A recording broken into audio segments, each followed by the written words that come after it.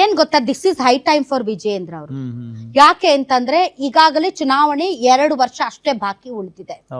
ಎಲ್ಲರಿಗೂ ಸ್ವೀಟ್ ಆಗಿ ಸಾಫ್ಟ್ ಆಗಿ ಎಲ್ಲರನ್ನು ವಿಶ್ವಾಸಕ್ಕೆ ತೆಗೆದುಕೊಳ್ಳೋಣ, ಅವರನ್ನ ಸಮಾಧಾನ ಮಾಡೋಣ, ಇವರನ್ನ ಸಮಾಧಾನ ಮಾಡೋಣ.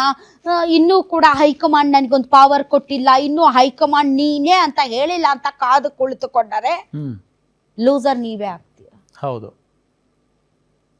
ಇಷ್ಟು ದಿನ ನೀವು ಒಂದು ರೀತಿಯಂತ ಸಾಫ್ಟ್ ಸ್ವೀಟ್ ಆದಂತಹ ಒಂದಿದ್ರಿ, ಈಗ ನಿಮ್ಮ ತಂದೆ ಅವರಂತೆ ಒಂದ್ ಸ್ವಲ್ಪ ಹಾರ್ಶ್ ಆಗಿ ಕಿಕ್ ಸ್ಟಾರ್ಟ್ ಮಾಡಿ, kick all negativity come what May ಇಟ್ಕೊಂಡು ನೀವು ಸಫರ್ ಆಗಿ ನಿಮ್ಮ ಇನ್ನರ್ ಪೀಸ್ ಹಾಳು ಮಾಡೋದಕ್ಕಿಂತ, ಬಿಜೆಪಿಯ ಇನ್ನರ್ ಪೀಸ್ ಹಾಳು ಮಾಡ್ಕೊಳ್ಳೋಕ್ಕಿಂತ kick out and be strong, ನುಗ್ಗಿ.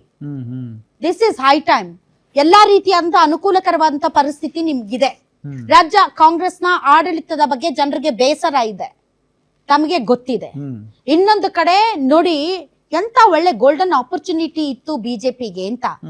ಈಗ ದಾವಣಗೆರೆ ದಕ್ಷಿಣ ಕ್ಷೇತ್ರದಲ್ಲಿ ಶ್ರೀನಿವಾಸ್ ದಾಸ್ ಕರಿಯಪ್ಪ ಅವರಿಗೆ ನಾವು ವೋಟ್ ಹಾಕ್ತೀವಿ ಅಂತ ಮುಸಲ್ಮಾನ ಸಮುದಾಯ ಓಪನ್ ಆಗಿ ಹೇಳುವಂತ ಸಿಚುವೇಶನ್ ಕ್ರಿಯೇಟ್ ಆಗಿದೆ. ಬಿಕಾಸ್ ಕಾಂಗ್ರೆಸ್ ನಲ್ಲಿರುವಂತಹ ಒಳ ಜಗಳ ಅಥವಾ ಟಿಕೆಟ್ ರಾಜಕೀಯ, what ever it may be.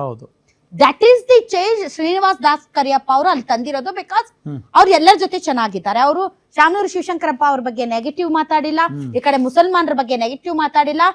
ಹಿಂದೆ ಇತಿಹಾಸದಲ್ಲಿ ಎಂದೂ ಕೂಡ ಬಿಜೆಪಿ ಅಭ್ಯರ್ಥಿ ಮುಸಲ್ಮಾನರ ಮನೆಗೆ ಹೋಗಿ ಓಟ್ ಕೇಳಿರ್ಲಿಲ್ಲ. ಈ ಬಾರಿ ಶ್ರೀನಿವಾಸ್ ದಾಸ್ ಕರಿಯಪ್ಪ ಮುಸಲ್ಮಾನರ ಮನೆಗೆ ಹೋಗಿ ಓಟ್ ಕೇಳಿದ್ದಾರೆ. That is the difference.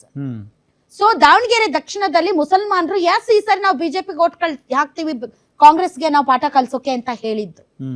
So ಇಲ್ಲಿಂದ ಒಂದು ಹೊಸ ಅಧ್ಯಾಯ ಆರಂಭ ಆಗ್ಬೇಕಾಗಿತ್ತು ಬಿಜೆಪಿದು.